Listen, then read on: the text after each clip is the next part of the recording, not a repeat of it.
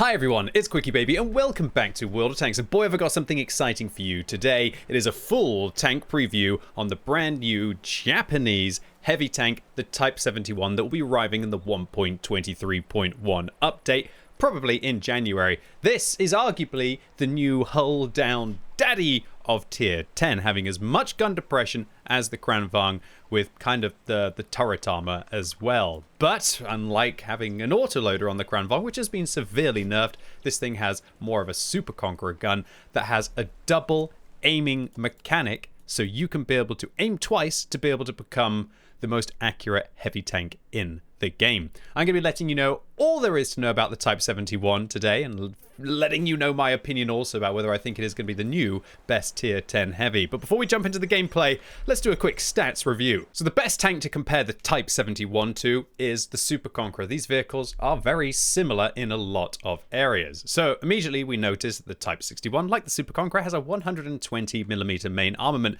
and their damage per minute are practically the same, with less than 0.1 seconds difference in their reload. Penetration advantage goes to the Type 71. The shell velocity practically identical, minus 17 meters a second. This Type 71 has gold rounds with 320 alpha damage, 320 penetration compared to the Super Conqueror's 326. Again, very similar. However, the shell velocity difference now goes in to the favor of the Type 71 with 1,380. The Type 71 can't compare with high explosive, however. It only has 60mm of HE pen compared to the Super Conqueror's 120, so that's a clear win for the British tank in this regard. The Type 71, if I call it the 61 throughout this game, this replay, please forgive me, I feel like I'm making multiple YouTube videos every day at the moment, has 45 rounds, and that is an advantage over the Super Conqueror as well. So now onto the gun handling. Both tanks have fabulous aim time of 2 seconds.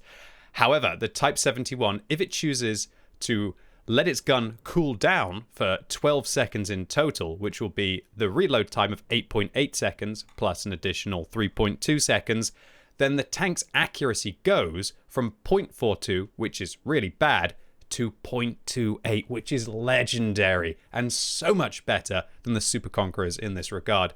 The movement dispersion on this tank is 0.14. That's not good, but only just a little bit worse than the Super Conqueror. And it's right on the cusp of whether you should choose to use vertical stabilizers on this tank or not. But now this is the huge saving grace of the Type 71. 25 degrees of elevation if it uses its hydropneumatic suspension, and 12 degrees of gun depression, which puts the Super Conqueror to shame, and it feels like a Kranvang on a ridgeline, although I think it's probably fairer to say that it feels more like an STB1. And that's because it gets 7 degrees of natural gun depression without using its hydropneumatic suspension. But be warned, it only has, I think that's 0 degrees of gun depression over the back. So if you can get behind this thing, you'll be able to mess it up. But after it's reached its maximum 7 degrees of gun depression, it can then use the hydropneumatic suspension, as you see here, to tilt the back of the tank up or the front of the tank down, whichever way you want to look at it. You're a glass half full or glass half empty kind of person, and achieve 12 degrees of gun depression over the front, which diminishes to 7 degrees over the side, because obviously if you're tilting like this, it doesn't matter if you're trying to aim over the side of the vehicle. Now, the elevation on this vehicle is 20 plus 5 as well, so that's a tremendous advantage for aiming up at your opponents, but be warned, you're going to make the whole of the top of your tank an easy pen for everything in its tier. So that is just fantastic ridgeline potential for the Type 71, and all of you excellent players out there will be salivating at the prospect of having a tank that is nearly just as good as the Super Conqueror in every area, with better accuracy, that will also be able to achieve 2 extra degrees of gun depression over the front. Now onto the mobility of this vehicle. It is pretty much the same speed forwards as the Super Conqueror, a little bit faster, which you can improve with field mods, and it has a much better power to weight ratio with the same ground resistances, making this thing make the Super Conqueror feel sluggish. It also has better turret traverse speed, better tank traverse speed, which with the ground resistances and the engine power means that this tank is just so much more mobile than the Super Conqueror. Now, so far, so good for the Type 71, right? And we're comparing it to the Super Conqueror, which is arguably the best tier 10 heavy tank in the game, at least available inside a tech tree. So you might be waiting with bated breath for its armor review. So 120 at the front, not nearly as good as the Super Conqueror, but not bad. 70 at the side, not bad, but again, not good like the Super Conqueror. 300 on the front of the turret is better, and 140 on the side of the turret is better than the Super Conqueror. So really interesting stuff here. However, when we take a look at this thing's armor model, I might be a little bit concerned. And that is because, while it does get that fantastic armor, on the front or on its lower plate, as we can see here, which will become an auto ricochet, so you can bait your opponents into shooting, and they're not going to be able to overmatch that with any gun that's in the game either, with armor piercing rounds. The upper plate on this vehicle is truly horrendous. It's 120, and it's not very well angled, so it's kind of like the armor, it's even worse than, for example, a T-54's armor. And even if you're using all 12 degrees of gun depression that this vehicle has, the upper plate is still pennable because of this horrible like bridging gap here, this bump up. It makes the upper part of the upper hull always a ricochet, even when you're not using any of your gun depression, but the upper hull plate here is just absolutely horrendous. The cheeks are pretty good from the front. They're not great against gold rounds, and unfortunately for the tank, it has huge flaps that go all the way under here that have 20 millimeters of pen that 20 millimeters of armor that are all 61 millimeter caliber guns, which, let's be honest, all tanks do have at tier 8 plus, are going to be able to overmatch this. The Type 71 also has a weak point with the driver's hatch here, which everyone can shoot even when it's hold down, and it does have a bit of a weak point, but the weak point on top of the tank, it's not too bad, actually. Even if the vehicle's not using any of its gun depression, you can see that the middle part of the bar becomes a ricochet against everything that isn't heat. And when you are using your 7 degrees of gun depression on this vehicle, and the hydropneumatic suspension obviously doesn't make a difference because it tilts the turret as well, then the weak point becomes quite small. If you're looking to min-max this tank, I would recommend turning the turret slightly to the right if you are using your gun depression when you've got opponents aiming at your weak point, because you will cover it with your mantler. And as you can see, the side of the turret, it's still like 360, even if you turn it like this, which is phenomenal. This also means that if you're like poking over a ridgeline and people try to shoot you in the side from this kind of an angle, they won't be able to go through you reliably with regular rounds. And I'd say that this tank probably has the better turret armor compared to the Super Conqueror with this regard, because as soon as you turn the Super Conqueror's turret to the side here, it's only about 240 millimeters thick compared to the 290 that the Type 71 is packing. So that makes this tank tantalizing. Also, one thing that is to like is that you see the lower part of the hull, the way it dips in here. This means that if you over-angle, well, what looks like over-angling this vehicle like this, and your opponents try to shoot at your tracks, they might shoot at the lower part of the tracks, and that will be a ricochet even from an angle like this. Also, the upper hull is slanted outwards, which means that you can over-angle this vehicle, and unless they hit right in the middle, if they aim low or they aim high with AP, they are going to ricochet, and that's something that can't be said about the Super Conqueror with its atrocious side armor. So, the Type 71, I'm not going to lie and say that this upper hull is not a huge problem for the vehicle. It definitely is, as I'm going to show in the gameplay. But all in all, this is still a very solid, heavy tank that kind of feels a bit like a Kampfpanzer within that regard, just without the good hull, really. So in addition to this, the vehicle has 2,200 hit points. Not great. That's less than the Super Conqueror. And it has 400 meters view range, so it can build a spot for itself. So really good news. So crew-wise, the Type 71 uses the same crew that you'll be using on your Type 63 if you've got that from loot boxes. You really want to have a skilled commander on this vehicle, as the commander is performing both the role of the commander and also of the loader. And you'll probably want to have things like intuition or safe stowage for sure, because this thing gets ammo-racked a lot. So I'd recommend a 0 skill commander for your Type 71. Apart from that, crew skills to focus on brothers-in-arms, recon, repairs, all of the rest are really optional. I'd say safe stowage though, because this thing gets ammo-racked a lot. On your gunner, want to focus on brothers-in-arms, snapshot to improve that gun handling, repairs, deadeye, and designated target if you can. On your driver, would recommend brothers-in-arms, repairs, and then all of the other ones are really optional. Smooth ride would be lovely to be able to help your gun handling, which isn't too good on this vehicle on the move. Preventative maintenance can be able to prevent a fire as well if you are a pay-to-win player like me and don't use a fire extinguisher.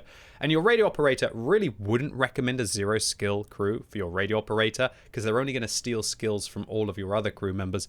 Brothers-in-arms, repairs, situational awareness, and firefighting, and then you are done on this tank. Equipment-wise, I like 2 builds for this vehicle. One will be Durability Vents Gun Rammer. This is for when I'm playing on city maps. And then I have another build where I'm dropping the durability and I'm using a turbo instead with gun rammer and vents. And that's because I feel like this tank is like a Super Conqueror for me. I recently 3-marked the Super Conqueror with the same build, and I had lots of success with the turbo on this vehicle instead of the durability, because just like the Super Conqueror, this thing is a ridgeline warrior, and so you shouldn't really be exposing the tracks all that much, and the turbo will instead help you to keep mobile, keep that weak point from being static against your opponents, and allow you to crest up, crest back, and also to fall back quickly if you need to pull back over the ridge line. However, you could use vertical stabilizers instead of one of these modules on this vehicle if you absolutely hate the gun handling. So field mods wise, this vehicle is nice and simple. I would recommend the all-terrain suspension. The vehicle feels fairly sluggish without. However, you find yourself getting tracked all the time and you hate it, then maybe you could go for the lightweight hull suspension. Next, improve the accuracy of this vehicle, which will make it absolutely insane accuracy once you do this. You can start to get your accuracy down to 0.24 with regular equipment. Also, next I'd recommend the view range on this vehicle, then I'd recommend the reverse speed, and for the final field mod, I would recommend the dispersion reduction, because this vehicle has slightly worse gun handling on the move and when turning than the Super Conqueror, for example, and this will help you out. However, he says, if you do use vert stabs, you probably don't want to take this field mod, as you're just going to make it so you have to use a premium med kit, otherwise your crew are going to get knocked out. Anyway, that's the Type 71 in a nutshell. Let's check it out in some gameplay. Okay, so firstly, we are rolling out on Paris, and I'm going to be using my durability build for this map because I don't really feel like I need a turbo when this map is so small. That kind of a decision is going to be something that you'll just have to get used to. Really didn't expect the Type 71 to stop in that position, because usually if you stop in that position, there'll be tanks like the FE4005 that are going to nail you, and there you go. They're going to be able to get away with it. Looks like they are. So on a map like this tank can be a little bit of a challenge because there's only so many hold down positions that you could go into. I could chill back and go and sit hold down over there, but I feel like everyone's going to do that. So instead I want to get forwards and challenge myself. So firstly, if you haven't watched my Type 63 tank review, you might not have seen the double aiming mechanic. And so take a look and you'll see that there are actually two aiming circles that will be visible. The first one is after the 8.8 seconds reload on this vehicle, and then if you wait for the 12 seconds, then you will see a second aiming circle deploys, and then that will be the vehicle's accuracy improving from 0.42 to 0.28. And the difference in that is that you go from being probably one of the least accurate kind of heavy tanks to the most accurate heavy tanks. There's a big disparity in the double aiming mechanic cooldown that will happen, I guess, with this barrel, right? But in this kind of a situation, you just got to let the lead out, right? You got to get the DPM going. You got to get those rounds down towards your opponents. And if you do that, then you'll be decent. But look at this now. We're going to wait. And did you see that double? I'll pause it. You can see the double aiming mechanic here. That's the regular reticle. And then this is the 0.28 reticle base, which will go to 0.24 with the cruise skills. And so by waiting those extra couple of seconds to take a shot at the weak point, that means that we hit it. So it shows you that sometimes in this tank, it is worth waiting those few extra seconds to be able to get an accurate shot against your opponent. And that is the most important part of this video that you're probably going to see. And it's really interesting for me to see how Wargaming have balanced out this vehicle and how they add the possibility to create better tanks at the expense of other aspects, because there's only so much they can do with the raw statistics they have in the game. However, they can create a tank that is arguably better than a Super Conqueror if it has poor damage per minute, unless it waits and only fires 5 rounds a minute, which would give it a base DPM of 2,000. Because that's what it will be. Like if you have to wait 12 seconds on this vehicle, it means that you're firing 5 rounds a minute, 400 alpha, base DPM of 2,000, and then it would be like a Concept 5, one of the worst tanks that you could possibly play on a tier 10 heavy.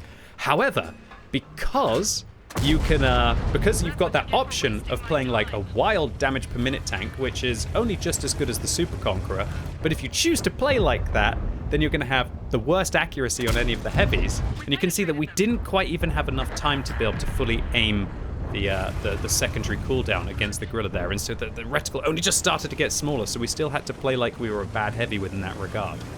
So it's really interesting for me how Wargaming are managing to add this variety through adding game mechanics, and really cool. I think it's a great job by Wargaming with what they've done with this double aiming mechanic. And I'll be very interested to see how good this vehicle is.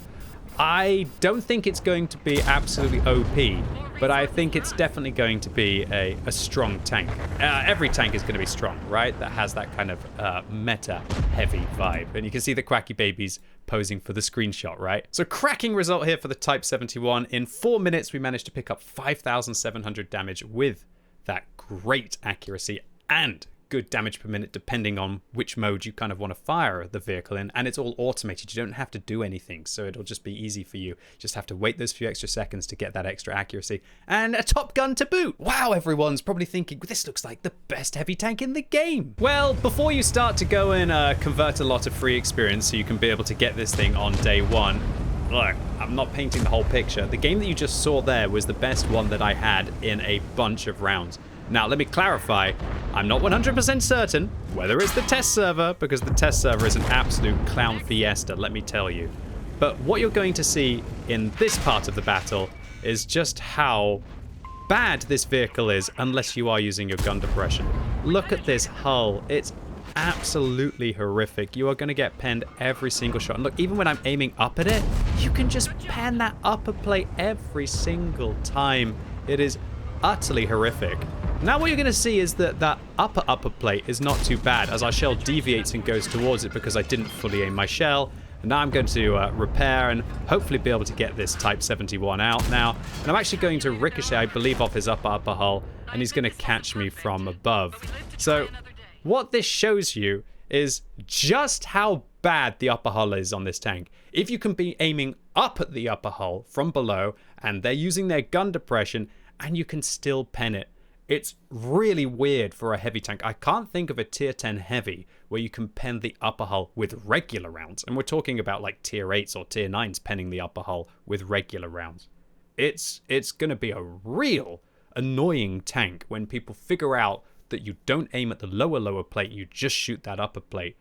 And with all of the irritating aspects of the vehicle, like shooting up into the flaps as it crests a ridgeline, or to have the weak point on top, it's not going to be the be-all, end-all. It'll be a powerful heavy like a T10 when it gets going with damage per minute, and it's fast like a T10 within that regard as well. It's going to be a god-tier tank on a ridgeline when you're just sitting in a hold-down position, but boy, I don't think I've played a tier 10 heavy where I just bounced so little rounds, because as soon as the enemy know what they're doing, they're just going to shoot your hull again and again and again. However, what I will also highlight is to have this 12 degrees of gun depression and to be the most accurate heavy tank in the game definitely has its I was going to say favors. Definitely it'll be favorable for you to be playing this tank in this fashion. It has its perks, it has its rewards. There are so many things to love about this tank. So there you go, getting fully accurate, gonna crest over the ridge, look for the shots, onto the weak point. We hit theirs, they miss ours. So if you are someone who thinks that you've got good aim in World of Tanks, and let me clarify, I'll be the first one to say my aim is not that good in World of Tanks, then this might be the tank for you. To have this unprecedented accuracy on a heavy, while also being able to expose the turret, if you can aim better than the other player, like I am doing against the Type 71 here, even though he's spamming gold at me, I'm firing regular rounds at him. Sure, I'm getting a little bit fortunate that I'm not hitting the mid part of the weak point, but if we wait just a little bit to be able to get that accuracy and then crest the ridge slowly, I'm even going to go for the shot right up into his weak point there. I guess he hasn't watched my video yet, which of course he wouldn't. Well, he's in my video, so he's kind of watching it in process. Or at least he hasn't gone onto the Awesome Tanks GG website and studied the armor model of the Type 71, but that's what the test server is there for. And you can see, I mean, ladies and gents, that's just what I wanted to show you in this replay. 4 shots, precision into the weak point. There are no other heavies really apart from like the Tiger II that would have been able to do that, but the Tiger II doesn't have 12 degrees of gun depression and an incredible turret in this regard. For this kind of a scenario, boy, the Type 71 feels god tier. And so this kind of tank, it's going to be really annoying to play against because it's another hull down beast vehicle, although you can always pen its upper hull if it exposes its upper hull. Even at this angle, it looks alien, but you could still pen the upper hull at this angle. But man, to have this combination of turret armor, gun depression and accuracy and enough mobility to be able to get around and the DPM to be able to use it, whoo-wee, this thing is looking like a bit of a beast. But that hull armor, I can't state enough how annoying it's going to be. So all in all, the Type 71, is it the new best tier 10 heavy tank in the game? I'd probably say no. I think the hydropneumatic suspension and that hull armor really hold it back. And I think that the Super Conqueror will still evenly trade with this vehicle with regards to how competitive it is, if not outperform the Type 71 in a few areas. However, I will say that this thing is going to be great. And if you've watched my full preview of the Japanese heavy tanks, you'll know that there are some quite good tanks along the tech tree as well. So this is going to be one to get excited about, unlike the Concept 5 from this year. So this tank also, I'd like to clarify, everything remains subject to change. Wargaming might nerf statistics, they might buff statistics. So stay tuned to the patch notes. And when the vehicles are released in January, I'll be playing them. And I'll try and get my full review out for you then, possibly. If I do a full review, will I call this a review? It's kind of a review with the statistics that we have. Anyway, ladies and gents, boys and girls, that's it for today. Really hope you enjoyed this video. If you did, give it a thumbs up. If you hated it, give it a thumbs down. And let me know what you think about the Type 71 in the comments down below. Do you think it looks overpowered, amazing, incredible? Or do you think that hull armor just is so atrocious that it's going to not be a very good tank? Really interested to hear what you all have to say. And as always, thank you so much for watching. You've been epic, and hopefully I'll see you soon.